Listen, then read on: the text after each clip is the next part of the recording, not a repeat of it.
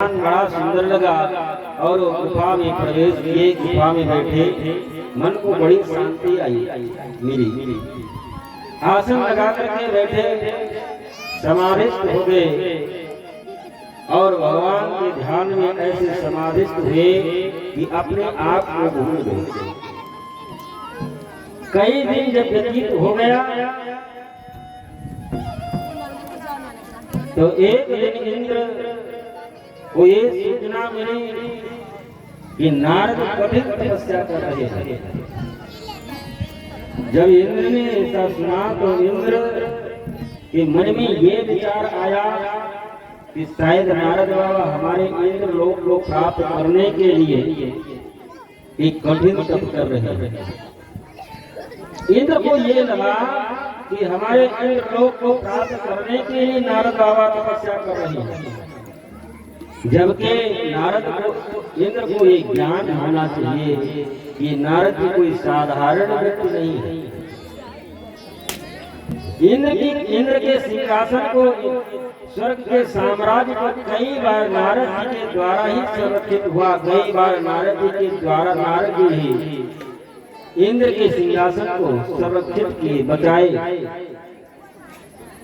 और यदि नारद जी को स्वर्ग के राज की अभिलाषा होती, स्वर्ग के साम्राज्य की इच्छा होती, तो ब्रह्मा के पुत्र भगवान नारायण के अनन्य भक्त हैं।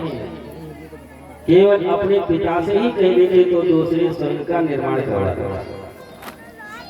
और जिस परात्पर पावन परमेश्वर परमात्मा भगवान नारायण की भक्ति करते हैं निरंतर, उनके तो प्रति लागी कोटि कोटि ब्रह्मांड, और एक ब्रह्मांड में करोड़ों पृथ्वी, एक ब्रह्मांड में करोड़ों पृथ्वी, करोड़ों सूर्य, करोड़ों चंद्रमा होती। किसी भी पृथ्वी के स्वर्ग का साम्राज्य नारद जी को लेते, यदि इच्छा होती स्वर्ग के साम्राज्य, इंद्र को ये ज्ञान नहीं आया कि नारद को हमारे स्वर्ग से क्या लेना देना। उनको स्वर्ग की इच्छा हो ही नहीं सकती, क्या करेंगे स्वर्ग लेकर। लेकिन जैसे बाबा गोस्वामी तुलसीदास जी महाराज यहाँ पर एक उदाहरण देते हैं। सुख हार ले भाग सठ स्वाद निरख नरदार, श्री जन जान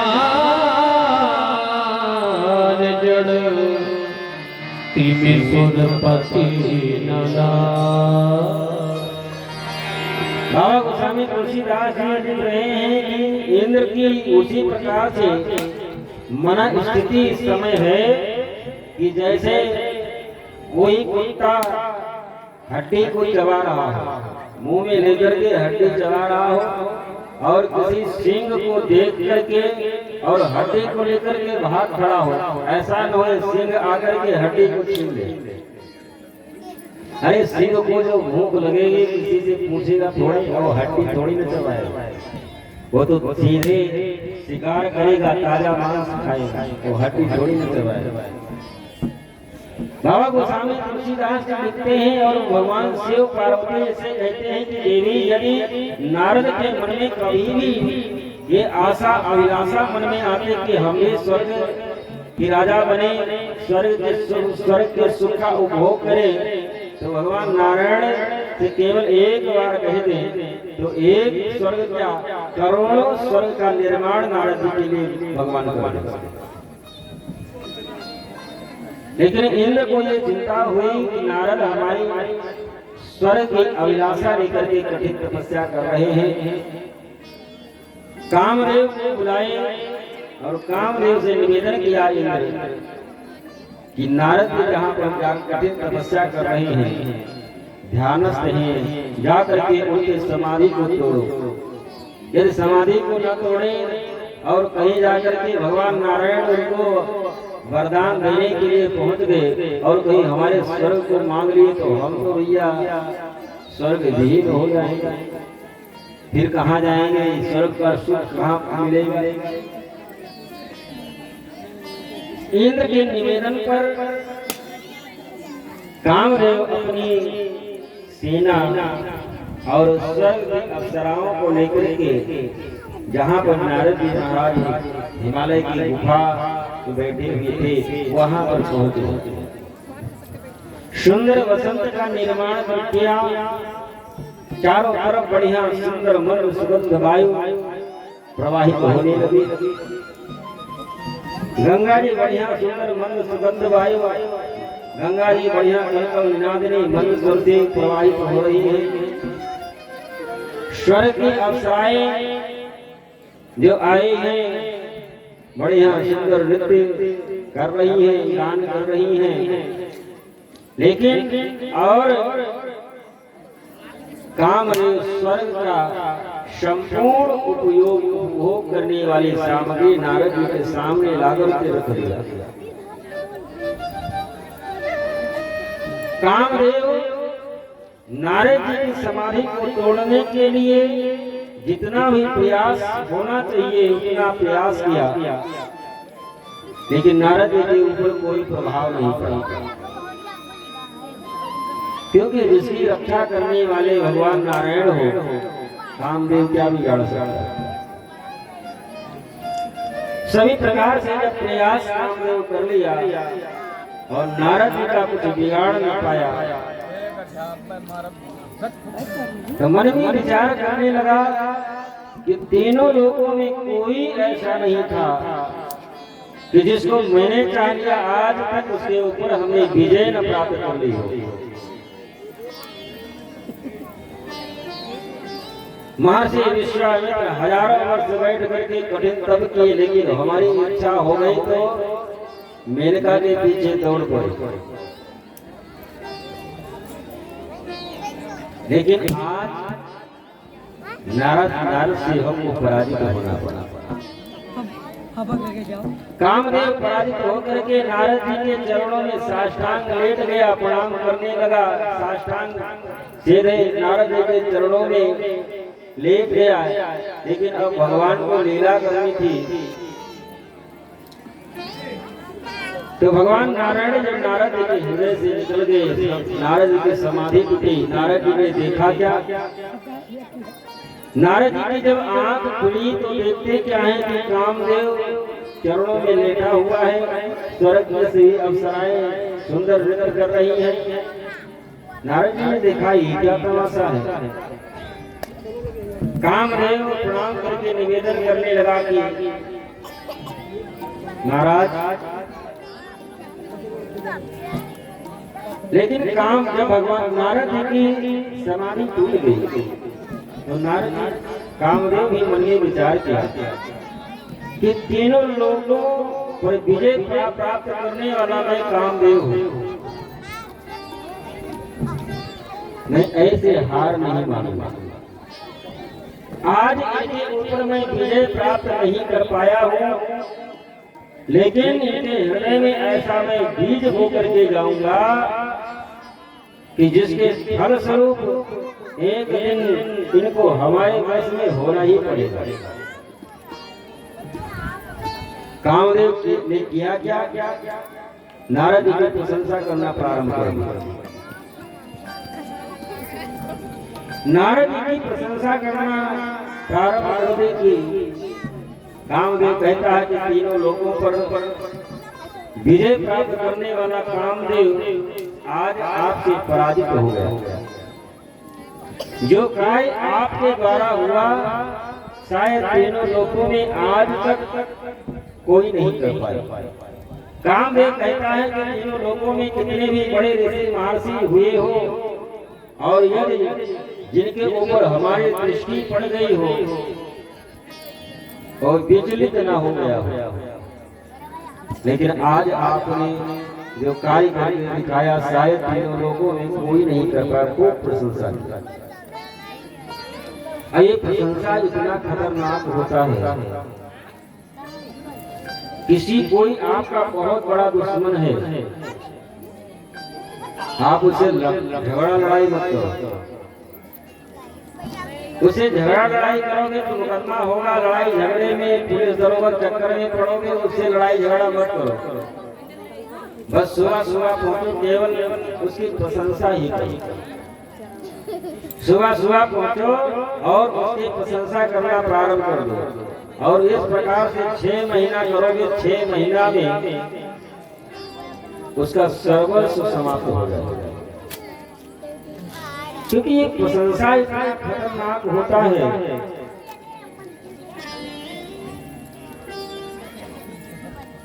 एक शिल्पकार था, वो इतना सुंदर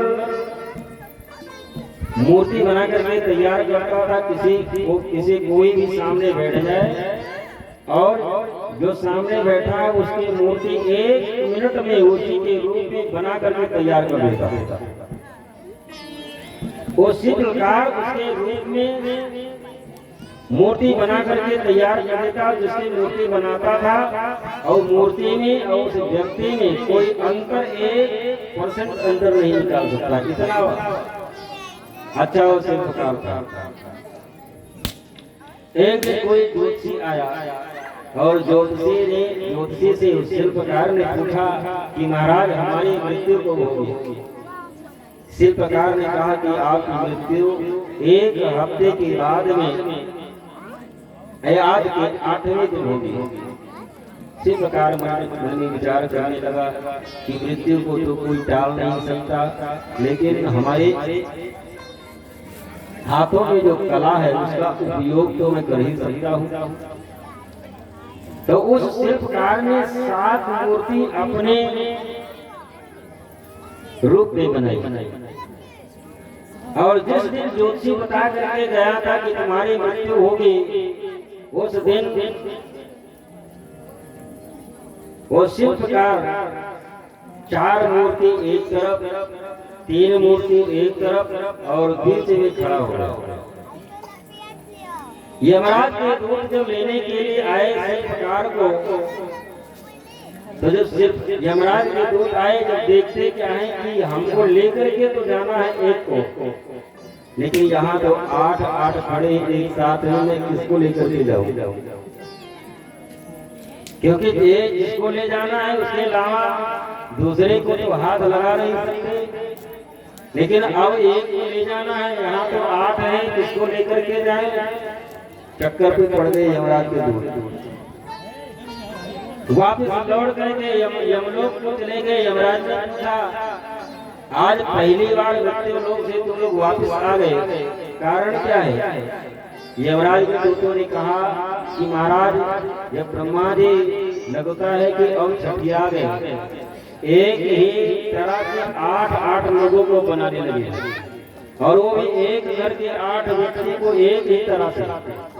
अब लेकर के तो आना है एक को, लेकिन अब है 8 तो किसको लेकर के आए? यमराज ब्रह्मलोक में गए, ब्रह्मा जी के शरण में आप क्या करने लगे? एक तरह के 8 लोगों को जब बनाने लगे आप, तो हमारे कार्य में कितनी बड़ी बाधा पड़ेगी, आपको कम से कम ये ध्यान रखना चाहिए।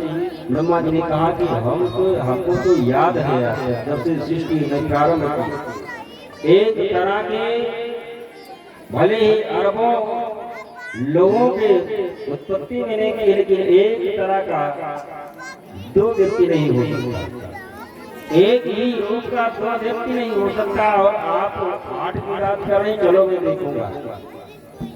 यम के दूत, यमराज, ब्रह्मा जी, तीनों लोग उसके घर में आए और देखते क्या है कि 8 एक ही तरह का। ब्रह्मा जी ने कहा, इस तरह का तो मैंने एक बनाया था, 8 कैसे हो गए? हमने तो बनाया था एक, लेकिन ये हो गए 8। ब्रह्मा जी ने कहा कि कौन ये कैसे 8 हो गए? भगवान नारायण का स्मरण किए, भगवान नारायण भी आए, वो भी देख करके चकित रह गए। भगवान नारायण ने कहा कि अब करेगा इससे ये जिसको यमराज के दूत लेने के लिए आए थे वो अलग अलग। भगवान नारायण प्रशंसा करना प्रारंभ कर दिया।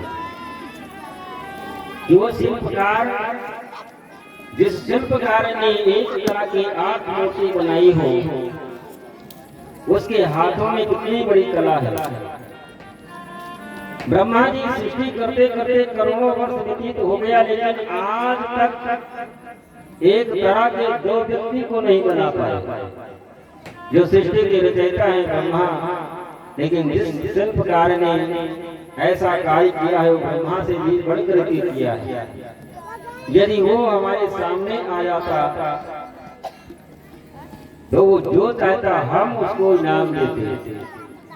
शिल्पकार अब प्रशंसा सुन करके अंदर से प्रफुल्लित हो रहा था और प्रशंसा सुनते सुनते सामने आकर के खड़ा हो गया कि हम ही बनाए।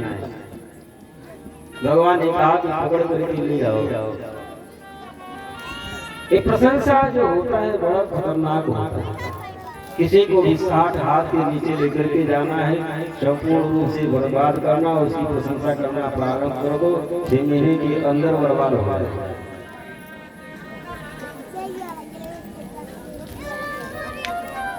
कामदेव नारद जी की प्रशंसा करके स्वर्गलोक को वापस चला गया।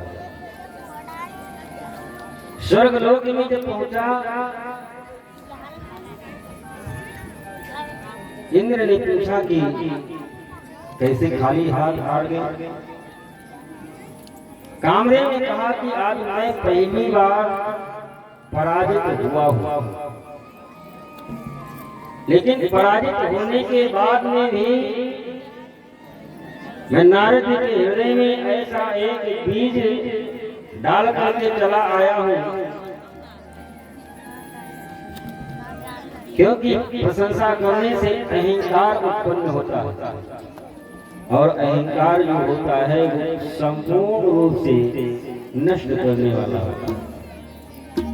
नारद जी ने इतनी प्रशंसा करके आया हूं कि निश्चित रूप में अब उनके हृदय में अहंकार आएगा ही, और अभी वो आ भी रहे होंगे, क्योंकि प्रशंसा सुनने के बाद में अहंकार जब हृदय में आ जाता है तो अहंकारी जो व्यक्ति होता है वो हमेशा अपनी ही प्रशंसा सुनने के लिए आतुर रहता है।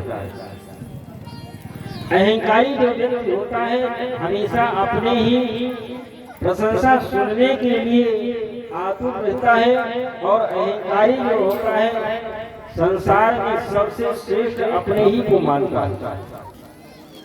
संसार में वो गुरु से भी अपने को श्रेष्ठ मानता है, माता पिता से भी अपने को श्रेष्ठ मानता है, क्योंकि जो अहंकारी होता है वो संसार में सबसे बड़ा अपने आप को ही मानता है, और अहंकार आने पर वो हमेशा अपनी ही प्रशंसा सुनने के लिए तैयार रहता है। कामदेव ने कहा कि नारद जी मैं इतनी प्रशंसा कर आया हूँ, इतनी प्रशंसा कर दिया हूँ कि निश्चित रूप में उनके हृदय में अहंकार आ गया, और उस अहंकार के फलस्वरूप उनको अपनी प्रशंसा सुनने की आदत सी बन जाएगी, और निश्चित रूप में स्वर्ग आ ही रहे होंगे बताने के लिए कि हमने कामदेव पर विजय प्राप्त कर ली है, और हुआ भी ऐसा ही। नारद जी स्वर्ग पहुंच गए। इंद्र दूर से ही नारद जी को आता देख नारद जी की जयकारा से लगाने लगे स्वर्गवासी। नारद जी का अहंकार और बढ़ा कि स्वर्ग के लोग हमारी इतनी इज्जत स्वर्ग में भी हमारी बढ़ गई, और अपने पिता ब्रह्मा के पास पहुंचे। नारद जी अपने पिता ब्रह्मा के पास गए।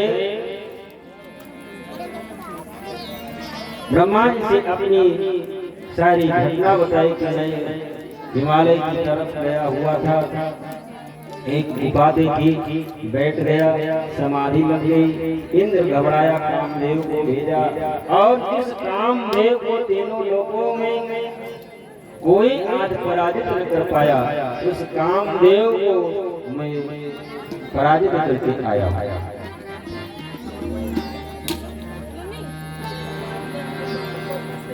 ब्रह्मा जी मन में विचार करने लगे कि पुत्र नारद के हृदय में ये अहंकार रूपी ये जो अंकुर फूट रहा है इसके लिए बड़ा घातक होगा। ब्रह्मा जी समझाए लेकिन फिर भी नारद के हृदय में ज्ञान न आया, क्योंकि अहंकार के कारण अहंकारी जो व्यक्ति होता है अपने को ही सर्वश्रेष्ठ मानता है। नारद जी एक दिन भ्रमण करते हुए भगवान शिव से मिलने की इच्छा हुई और कैलाश पर्वत पर पहुंच गए। कैलाश पर्वत पर जब भगवान शिव को आता देख भगवान शिव मन में विचार करने लगे कि आज नारद जी आ रहे हैं, निश्चित रूप में नारद जी आ रहे हैं तो राम कथा सुनने को मिलेगी। नारद जी आ रहे हैं तो निश्चित रूप में आज राम कथा सुनने को मिलेगी। लेकिन जब नारद जी आए, आज भगवान शिव पार्वती को प्रणाम भी नहीं किए, लेकिन आज काम कथा भगवान शिव को सुनाने लगे। मारे चरित करही सुनाए,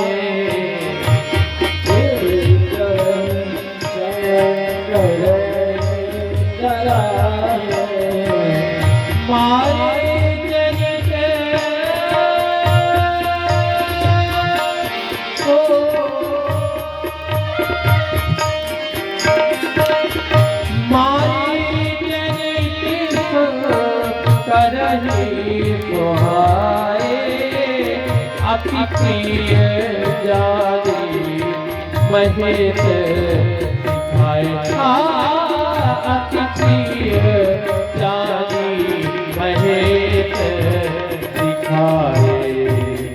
पार पार विदवो मुदितो ही जिमिया कथा सुनाय मोहि।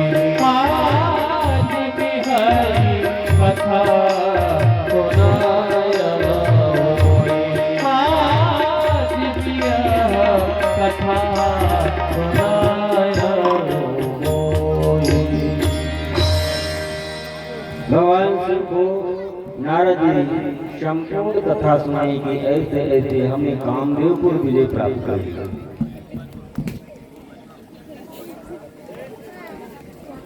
भगवान शिव नारद जी को समझाने का प्रयास किए कि आप जो एक काम कथा हमको आप सुनाए हैं कि कभी वैकुंठ धाम में जाना तो वहां पर भगवान नारायण जब कभी चर्चा भी करें तो इस बात को छुपा ले। उनके सामने ये जो वर्णन आपने किया है जो हमारे सामने भगवान नारायण के सामने ये वर्णन मत करना। लेकिन नारद जी के हृदय में अहंकार होने के फलस्वरूप गुरु भगवान शिव के वचन को भी ना मान करके मन में ये विचार करने लगे नारद जी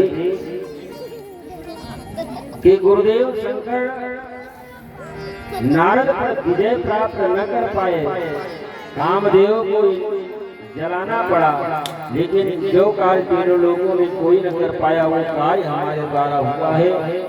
शायद गुरुदेव को हृदय में जलन हो रही है, इसलिए वो कह रहे हैं किसी से मत बताना। समुदीर उपदेश हित नहीं नारद ही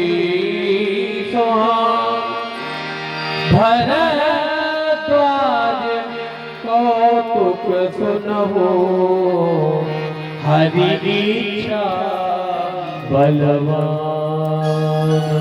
राम कीन चाहे सोई होई, करे अन्यथा असन कोई। राम सिया राम जय जय राम राम, राम सिया राम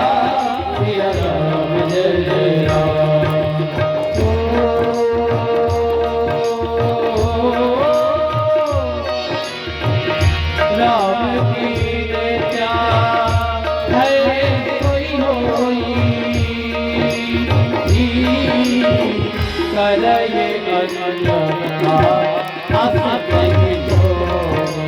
राम सिया राम जय जय राम राम सिया राम जय जय राम। शंकर जी का उपदेश भी नारद जी को न सुहाया। एक दिन नारद जी भगवान नारायण का स्मरण करते हुए वैकुंठ धाम पहुंच गए। वैकुंठ धाम जब पहुंचे, द्वार पर ही देख करके भगवान नारायण आज शेष सैया से उतर करके नारद जी की अगवानी करने के लिए द्वार पर आ गए। पार्वती जी भगवान शंकर से कहती हैं कि प्रभु भगवान नारायण नारद जी की अगवानी। हाँ, क्यों? इसलिए कि भगवान नारायण समझ गए कि नारद जी के हृदय में अहंकार है और अहंकारी व्यक्ति अपने आप को ही सर्वश्रेष्ठ समझता है। आज नारद आकर के हमको प्रणाम नहीं करेंगे। जैसे हमेशा जब आते थे लेट करके साष्टांग प्रणाम किया करते थे, आज नारद हमको प्रणाम नहीं करेंगे अहंकार के फलस्वरूप। और ये बात लक्ष्मी जी को अच्छी नहीं लगेगी। ऐसा न हो लक्ष्मी जी इनको श्राप दे दे। इसलिए भगवान नारायण स्वयं वैकुंठ धाम में से सैया से उतर करके नारद जी की अगवानी करने के लिए दरवाजे पर ही आ गए। और हुआ भी ऐसा ही, नारद जी आज भगवान को प्रणाम नहीं किए। जैसे हमेशा जाकर के सीधे लेट करके भगवान को प्रणाम किया करते थे, प्रणाम करके नीचे जमीन पर बैठ जाया करते थे, लेकिन आज भगवान अगवानी करने के लिए आए फिर भी नारद जी भगवान को प्रणाम न किए। क्यों? हृदय में अहंकार।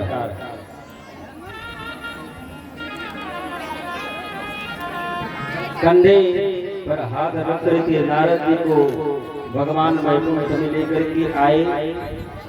लक्ष्मी जी मन में विचार करने लगी कि आज तक हमने कभी भी नारायण को किसी की अगवानी करते मैंने नहीं देखा, लेकिन आज मैं पहली बार ये नारद की अगवानी करने के लिए गए। कौन सा ऐसा कार्य नारद जी कर आए हैं और कौन सी महानता का कार्य किए हैं जिसके फलस्वरूप आज अगवानी करने के लिए वैकुंठनाथ स्वयं अगवानी करने के लिए गए,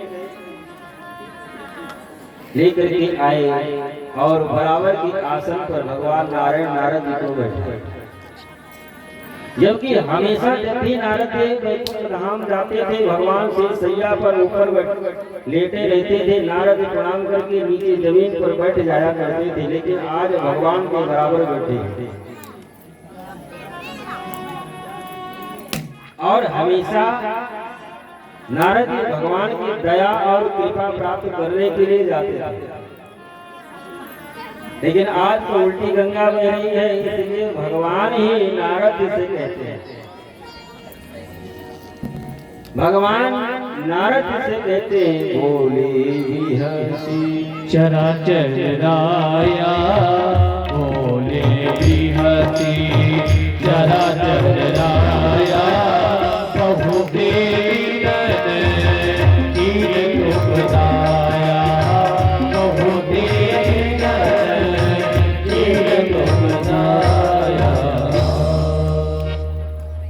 नारद जी से भगवान कहते हैं कि नारद बाबा, बहुत दिन के बाद में हमारे ऊपर आपने कृपा की, बड़े दिनों के बाद में हमारे ऊपर दया की, आपका दर्शन बहुत दिनों के बाद में मिल पाया।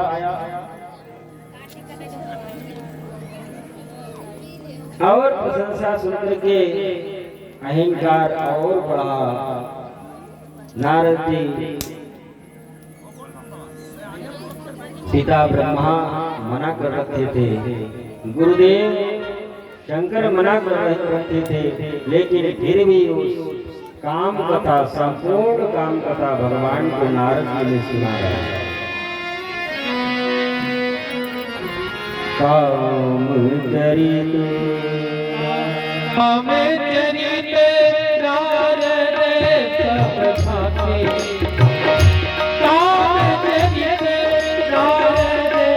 सब भाते,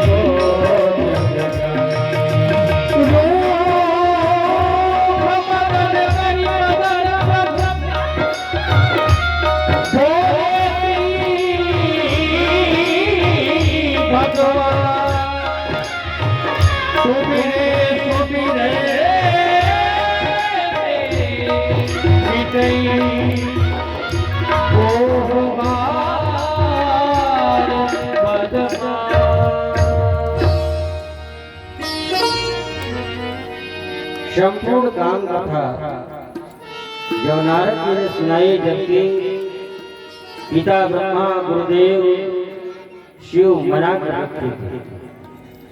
ऐसा सुनकर के भगवान नारायण मुस्कुराते हुए नारद जी से कहते हैं, नारद नैष्ठिको ब्रह्मचारित्वं नैष्ठिको ब्रह्मचारित्वं जान वैराग्यवान् सदा कथं तां विकारिष्यात् जन्मगृहेषुधा। भगवान नारायण नारद जैसे कहते हैं कि आप तो नैष्ठिक ब्रह्मचारी हैं, आपका कोई स्मरण कर ले तो काम उसका कुछ नहीं बिगाड़ सकता, और आप तो नारद हैं, आप तो परम ज्ञानी हैं, आपका काम क्या बिगाड़ सकता। भगवान नारद की और प्रशंसा करते हैं। पार्वती जी भगवान शंकर से कहती हैं कि एक बात बताओ कि प्रशंसा के कारण ही नारद जी का अहंकार बढ़ा, और भगवान भी नारद जी की प्रशंसा करके अहंकार और बढ़ा रहे हैं। भगवान का कृपा निधान है, वो अपने भक्तों की हर प्रकार संरक्षण करते हैं। ऐसा कुछ क्यों नहीं कि जिससे नारद जी के हृदय में जो अहंकार है वो समाप्त हो। भगवान से कहते हैं कि देवी, जैसे कोई किसी को घोड़ा निकल आए और कोई वैद्य के पास में जाए और वैद्य ये कहे कि भैया ये दवा है और इस प्रकार से ऐसे उपचार करना और ये ठीक हो जाएगा, और वैद्य की वो बात ना मान करके और कुछ दिन बिता ले तो फोड़ा बढ़ेगा ही, और फोड़ा जब बढ़ जाए और भयानक जब दर्द होने लगे तो किसी दूसरे बड़े वैद्य के पास में जब जाए तो दूसरा जब वैद्य देखेगा तो यही कहेगा कि भैया अब एक ही उपाय बचा है, अब तो एक ही उपाय बचा है कि ये अब थोड़ा बैठ तो सकता नहीं, लेकिन ये थोड़ा बढ़े और पक जाए तो इसका ऑपरेशन हो सकता है। उसी प्रकार से गुरुदेव शंकर ने कहा था, लेकिन बात न मानी, और भगवान नारायण से भी जाकर के काम कथा सुनाई। तो अब तो बिना थोड़ा बढ़े, बिना पके, बिना ऑपरेशन हुए तो ठीक हो नहीं सकता, अब तो कोई उपचार और बचा नहीं। इसलिए भगवान नारायण और प्रशंसा करके और नारद जी के अहंकार को, और ये अहंकार बड़ा घातक होता है। अहंकार किसी भी प्रकार का अहंकार हो, चाहे धन का अहंकार हो, चाहे रूप का अहंकार हो, चाहे ज्ञान का अहंकार हो, चाहे धन का अहंकार हो, चाहे संपत्ति का अहंकार हो, किसी भी प्रकार का अहंकार हो, ये केवल बंधन में डालने वाला ही होता है। पुराने जमाने की बात है, एक गांव के 3 बच्चे कहीं गए परदेश। गांव के 3 बच्चे कहीं परदेश में गए और कुछ दिन रहे, और वहां पर तीनों बच्चे 3 अंग्रेजी के वर्ड सीखे। तीनों बच्चे अंग्रेजी के 3 वर्ड सीखे। एक ने सीखा यस, दूसरे ने सीखा BR3 और तीसरे ने सीखा डोंट वरी। ये 3 अंग्रेजी के वर्ड पर सीखे, लेकिन ये तीनों जो शब्द सीखे हैं उसका अर्थ नहीं जानते। केवल यश का सीख ले, लेकिन ये नहीं जानते कि यश का मतलब हाँ है। भी आर तो सीख लिए, लेकिन ये नहीं जानते कि इसका मतलब हम 3 लोग हैं। डोंट वरी तीसरे ने सीखा, लेकिन उसका अर्थ ये नहीं जानता था कि डोंट वरी का मतलब कोई गम नहीं।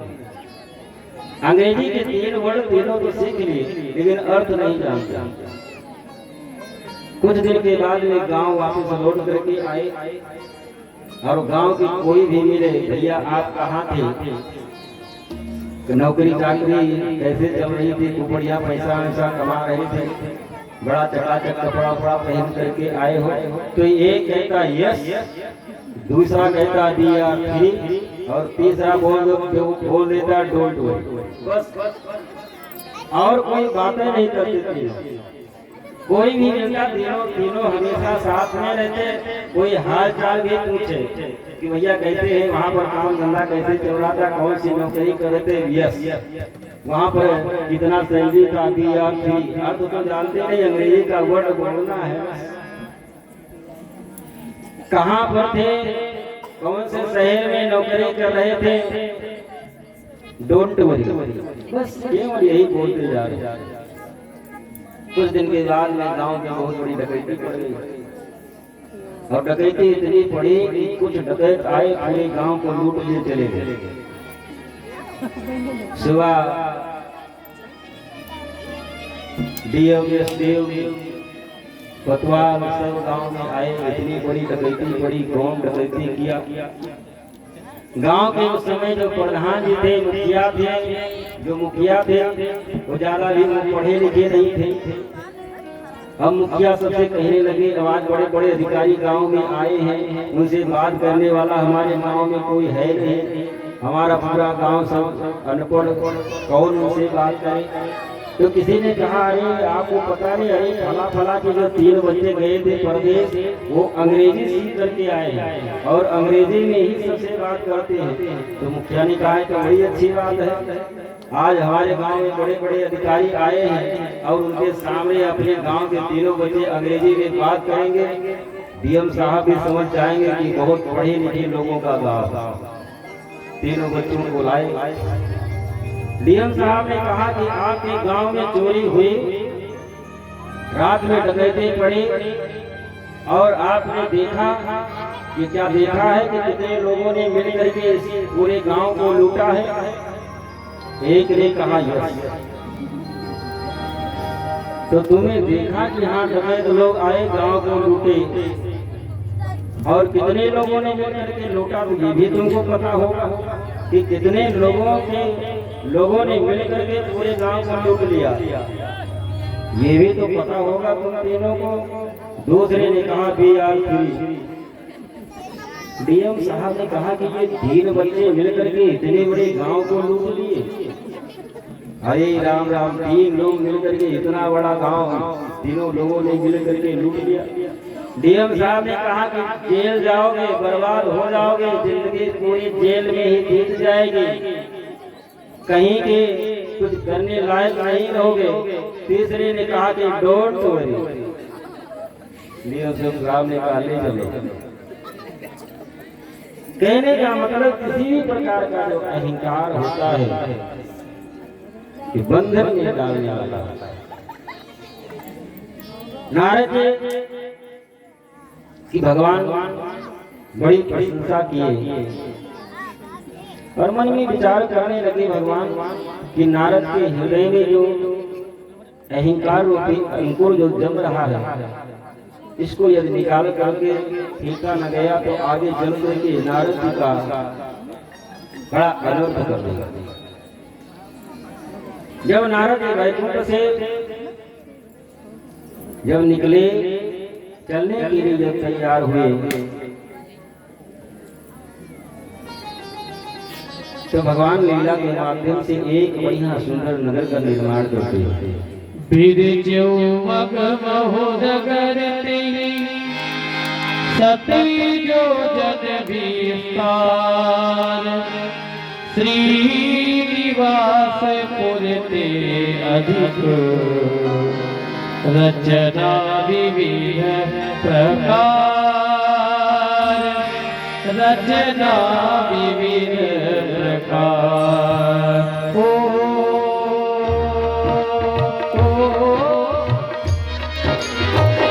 बसहि नगर सुंदर नर नारी जन बहुमन जनती अनुधारी राम सिया राम जय जय राम राम राम सिया राम जय जय राम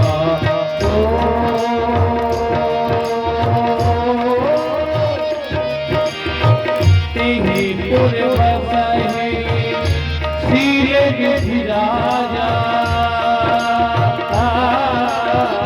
अगणित है जयते समाजा राम सिया राम जय जय राम राम सिया राम जय जय राम। भगवान अपनी लीला के माध्यम से सुंदर नगर का निर्माण करते हैं। नारद जी उसी रास्ते से होकर के निकल रहे हैं। नारद जी मन में विचार करने लगे कि आज तक मैं तीनों लोगों में भ्रमण करता रहा, लेकिन ऐसा नगर तो हमने कभी देखा नहीं। लेकिन हो सकता है कि हम निकलते समय कभी नगर हमारी आंखों के सामने न आया हो, चल करके देखूं तो कौन सा नगर है। जब जाकर के देखते हैं कि तो सुंदर नगर को सजाया जा रहा था, नारद जी पूछने लगे भैया कौन सा नगर है, यहाँ के राजा कौन है। महाराज श्रीनिवास है। यहाँ के महाराज कौन है, महाराज श्रीनिधि हैं। ये सुंदर नगर को सजाया क्यों जा रहा है। श्रीनिधि महाराज की बेटी जिसका नाम मोहिनी है, परसों उनका उसका स्वयंवर है। तो नारद जी मन में विचार किया कि हम संत हैं और महाराज श्रीनिधि की बेटी इस मोहिनी का विवाह है, तो चल करके महाराज श्रीनिधि को उनके बेटी को आशीर्वाद दे दो, जिससे उनका वैवाहिक कार्य बढ़िया से सुंदर संपन्न हो सके। ऐसा सोच करके नारद जी नगर में प्रवेश करते हैं। महल में गए, श्री श्रीनिधि महाराज बहुत सुंदर ढंग से नारद जी का स्वागत सत्कार किए, जलपान कराए और इसके बाद में